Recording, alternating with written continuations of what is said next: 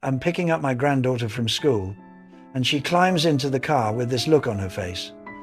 Not sad, not angry, just, flat, empty, like someone turned off a light inside her. She's 15. I ask her how her day was, and she shrugs. I ask if something happened, and she says no. Then, after a long silence, she says something that's been rattling around in my head ever since. She says, "Grandpa, does it ever feel like nothing you do actually matters?" I'm George, and I'm 87 years old. I've lived through wars, recessions, family tragedies, and personal failures I wouldn't wish on anyone. And that question from my granddaughter, it shook me, because I've asked myself that same question more times than I can count. The difference is, I'm at the end of my life, looking back, and she's at the beginning, looking forward.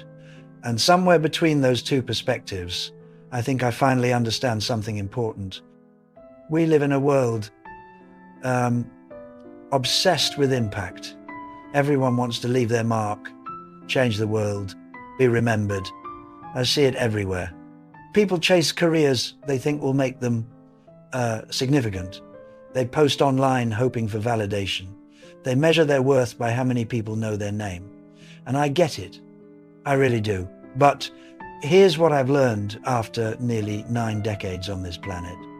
The things that actually matter rarely feel like they matter at the time. Let me tell you about my neighbour, Margaret. She lived 3 houses down from us for 42 years. Margaret was a school teacher, never married, no children of her own. She taught 3rd grade at the same elementary school for her entire career. When she retired, there was a small gathering in the school gymnasium. Maybe 30 people showed up. No cameras, no speeches that would be remembered. She got a plaque and a bouquet of flowers. 2 years later, she passed away, quietly in her sleep. At her funeral, I expected a modest turnout. Margaret had always been private, unassuming, but that church was packed, standing room only, and one by one, people stood up to speak. A doctor who said Margaret was the first person who made him feel smart. A woman who ran a non-profit who said Margaret taught her to read when everyone else had given up. A man in his 50s who brought his own daughter and said he became a teacher because of Margaret. Story after story. Lives changed, directions altered, all because of a woman who thought she was just doing her job. Margaret never tried to change the world. She never sought recognition. She showed up day after day and paid attention to the kids in front of her. She learned their names. She noticed when they struggled. She stayed late to help them understand fractions or spelling words. Nothing glamorous. Nothing that would make headlines. But the ripples from her life are still spreading, decades later, through people she'll never meet. I think we've got it backwards. We think mattering means being seen, being known, being remembered by crowds.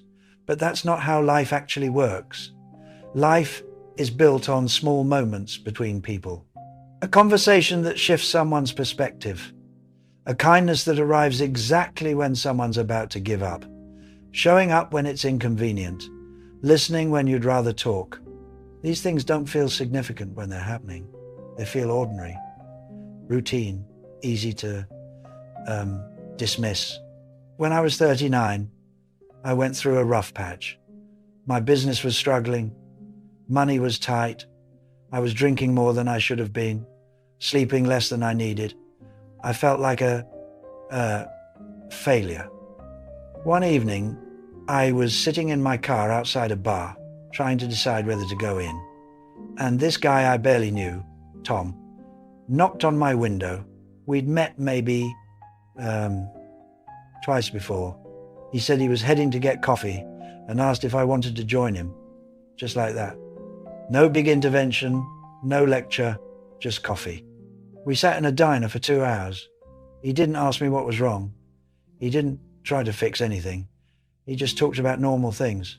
His kids, a book he was reading, a trip he'd taken years ago. And somehow, in the middle of that completely ordinary conversation, something in me settled. I didn't go into that bar. I went home.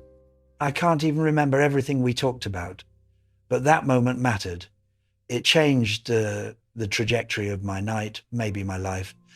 And Tom probably forgot about it by the next morning. That's the thing about mattering. It's almost never dramatic. It doesn't announce itself. You won't get a notification telling you that something you did changed someone's life. Most of the time, you'll never know. You'll do something that feels small to you, and it'll be everything to someone else. And you'll move on thinking it didn't amount to anything. My wife, Eleanor, used to write letters, real letters, with stamps and everything. She'd write to our kids when they were away at college. She'd write to old friends she hadn't seen in years. She'd write to cousins, neighbors, anyone who crossed her mind. I used to tease her about it. I'd say, Elle, everyone has phones now, just call them. She'd smile and keep writing. After she passed, I found boxes of letters people had written back to her.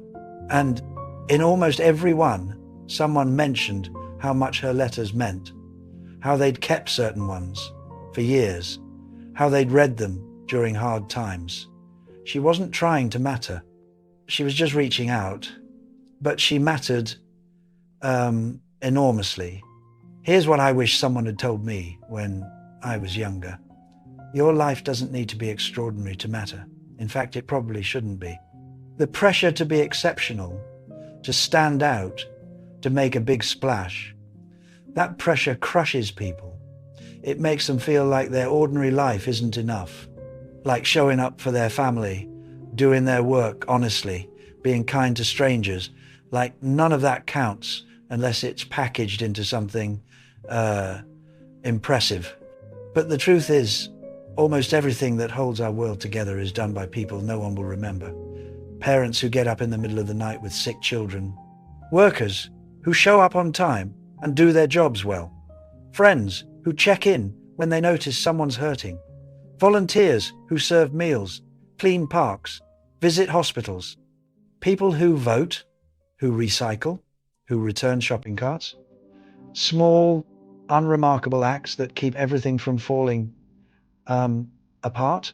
You want to know if you matter? Look at the people directly in front of you. Are you present with them? Are you honest? Are you kind when you don't have to be? Do you keep your promises? Do you make room for other people's pain? Do you celebrate their joy?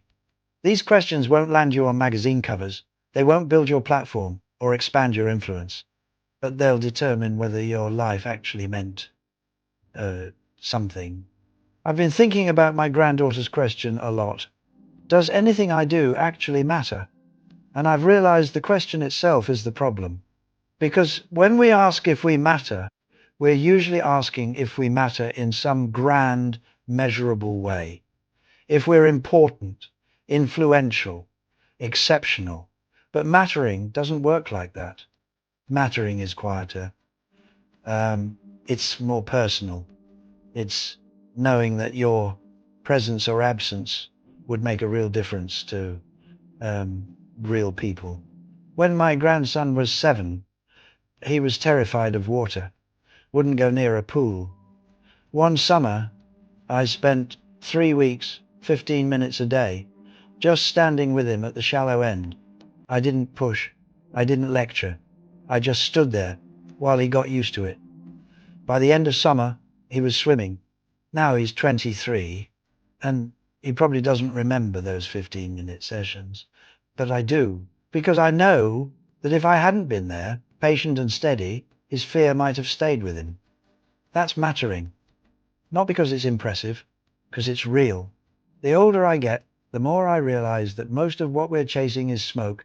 Status disappears. Achievements fade. People forget your accomplishments faster than you'd believe. But they don't forget how you made them feel. They don't forget that you showed up. They don't forget that you saw them when they felt invisible. Those things stick. They echo forward in ways you'll never fully understand. I was at the grocery store last week, and the young woman at the checkout counter looked exhausted, dark circles under her eyes, moving slowly. I could have just paid and left, but I asked her how she was doing. Really asked, not the automatic question we all throw around. She looked surprised, then her eyes filled up. She told me she'd been working double shifts because her mother was sick. We talked for maybe 3 minutes. I told her she was doing something honorable, that her mother was lucky to have her. When I left, she thanked me twice. Will that conversation change the world? No. Did it matter to her in that moment? I think it did. So, here's my answer to my granddaughter, and maybe to you. Yes, what you do matters, but probably not in the ways you think. It matters in the small moments, the unglamorous ones, the ones you won't post about or put on a resume.